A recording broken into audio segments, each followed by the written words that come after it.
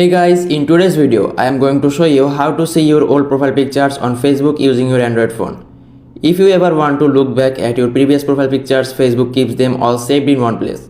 I will show you exactly where to find them in just a few simple steps. Let's get started. First, open the Facebook app on your Android phone. Make sure you are logged into your account. Now, let's go to your profile where all your past profile pictures are stored. Tap on your profile icon at the top right corner. This will take you to your Facebook profile page. Here you can access all your previous photos including your profile pictures. Scroll down and tap on photos. Now tap on albums at the top. This will show you all the different albums Facebook has created for your account. Look for an album called profile pictures and tap on it. Here you will see all the profile pictures you have ever used on Facebook arranged from newest to oldest.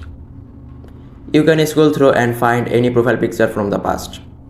To view a photo, simply tap on it and it will open in full screen. If you want to save the picture to your phone, tap on the three-dot menu. Then select Save to Phone.